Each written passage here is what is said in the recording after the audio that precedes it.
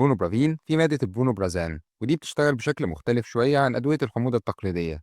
هي بتنتمي لعيلة اسمها بوتاسيوم كامبيتيتيف أسيد بلوكرز، ودي تعتبر جيل جديد مش زي أدوية البي بي آيز اللي احنا عارفينها.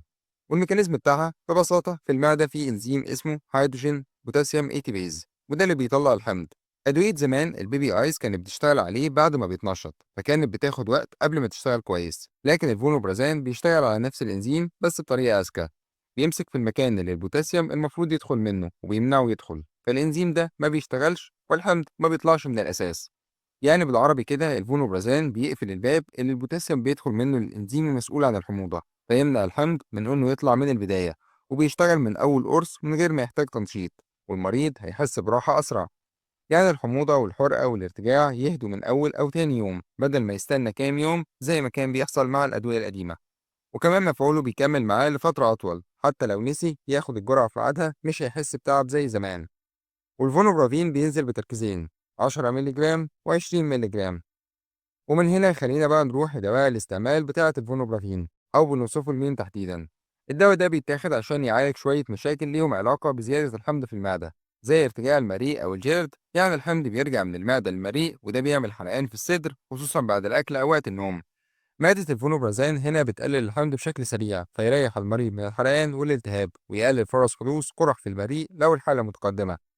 كمان بنوصفه لعلاج قرحة المعدة أو قرحة الاثنى عشر، يعني في جرح في جدار المعدة أو أول الأمعاء بيحصل بسبب الحمض أو البكتيريا اللي اسمها هيليكوباكتر بيلوري أو جرثومة المعدة. الدواء ده بيساعد على تقليل الحمض عشان الجرح يلحق يلم، وساعات بيتاخد مع مضادات حيوية لو في ميكروب حلزوني. كمان الوقاية من تقرح المعدة عند المرضى اللي بياخدوا أدوية مسكنة زي البروفين أو الكتوفان لفترات طويلة. الأدوية دي ممكن تسبب تآكل في جدار المعدة، فالفونوبرازان بيتحط كواقي يحمي المعدة لو المريض مضطر يكمل على المسكن. كمان بنوصفه في علاج الميكروب الحلزوني أو الاتش بايلوري. بياخدوه مع مضادين حيويين في خطة علاج ثلاثية، وبيكون بديل للبي بي آي، ومميزاته إنه بيشتغل أسرع وبيخلي البيئة أقل حمضية، وده بيخلي المضاد الحيوي يشتغل بكفاءة. بالمختصر كده لو عندك حموضة، ارتجاع، قرحة، أو بتاخد مسكنات لفترة طويلة، فالفونوبرافين أو مادة الفونوبرازان هيكون حل ممتاز عشان يريحك بسرعة ويحمي معدتك من مضاعفات الحمض. ولكن خد بالك من الآثار الجانبية للفونوبرافين أو أضراره، وبنقسمهم لثلاث حاجات. أولا الآثار الجانبية اللي بتحصل مع ناس كتير ومش دايما بتكون خطيرة. دي حاجات ممكن تحصل بسبب تأثير الدواء على الجهاز الهضمي أو الجسم عموما، وممكن الجسم يتأقلم معاها بعد كام يوم، زي مغص أو وجع خفيف في البطن. يعني ممكن تحس بشوية تأليف في معدتك أو وجع بسيط خصوصا في أول يومين. كمان إسهال أو إمساك، الجهاز الهضمي ممكن يتلخبط شوية بسبب التغيير في نسبة الحمض. كمان غازات وانتفاخات، ناس كتيرة بتشتكي من إحساس بالنفخة أو إن البطن مليانة هواء. كمان غثيان أو رغبة في القيء، وده مش شائع قوي بس وارد يحصل عند بعض الناس خصوصا لو اتاخد على معدة فاضية. كمان صداع ممكن يظهر مع أول جرعة ويختفي بعد فترة، وده عرض مشترك في أغلب أدوية المعدة. وبرضه تغير في طعم الأكل، في ناس تحس بطعم غريب في بق أو طعم الأكل مش زي ما اتعودوا عليه بس بتروح مع الوقت. تاني حاجة الآثار الجانبية الأقل شيوعا ولكن لازم تتابعها، زي حدوث عدوى في المسالك البولية، تلاقي فيه حرقان في البول أو تكراره، وده ممكن يحصل لأن البيئة في الجسم بتتغير لما الحمض يقل. كمان إفرازات أو حكة مهبلية عند السيدات، ودي بتحصل بسبب تغير التوازن البكتيري في الجسم.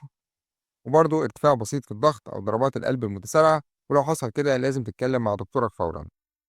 تالت حاجة بقى الآثار الجانبية الخطيرة، ودي نادرة ولكنها مهمة برضه، زي حدوث إسهال شديد مع سخونية، وده ممكن يكون بسبب عدوى اسمها كوليستريديوم ديفزل، ودي محتاجة علاج خاص. كمان طفح جلدي عنيف أو تقشير في الجلد، لو لاحظت حكة أو بقعة حمراء منتشرة توقف الدواء فورا وتروح للطوارئ. كمان علامات نقص المغنيسيوم أو فيتامين بي 12 زي تنميل في الأطراف، ضعف، دوخة، أو ضربات قلب مش منتظمة. كمان آلام في العظم أو كسور مع الاستخدام الطويل ممكن تحصل في العمود الفقري أو الحوض خصوصا للناس اللي بياخدوه لفترات طويلة. خلاصة الكلام معظم الناس ما بيحسوش بحاجة أو بتكون الأعراض خفيفة وبتروح، لكن لو حصل أي حاجة غريبة أو استمر أي عرض من دول أكتر من يومين أو ثلاثة، اتكلم مع دكتورك فورا. طيب إيه هي موانع استعمال الفونوبرافين أو مين الناس اللي ما ينفعش يستخدموه؟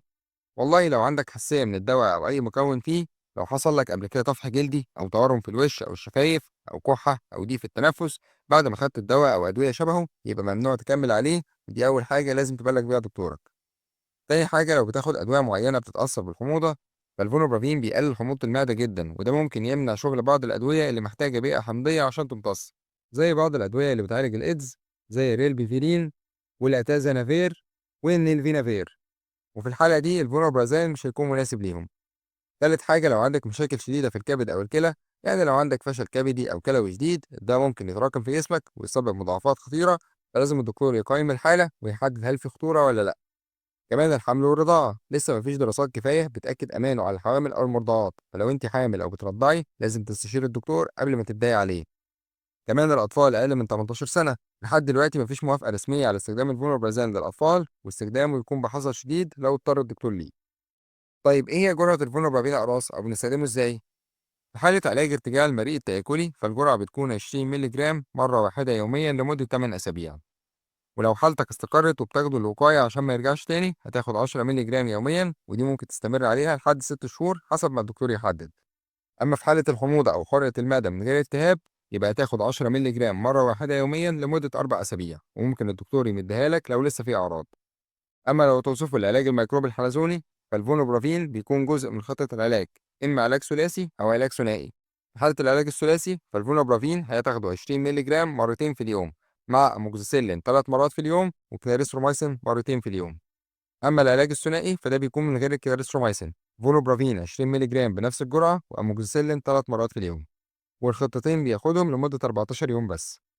طب لو ما لقيتش الفونوبرافين هل ليه بدايل بنفس المواد الفعالة؟ أيوه طبعا، أهمها الأكتي، بريتوبرازان، تافونيزا، توبوبرازان، الفوناسيدان، والفوناسباير، والفوندالوس، والفونسيتا. واللي يمشي على الفونوبرافين يمشي عليه.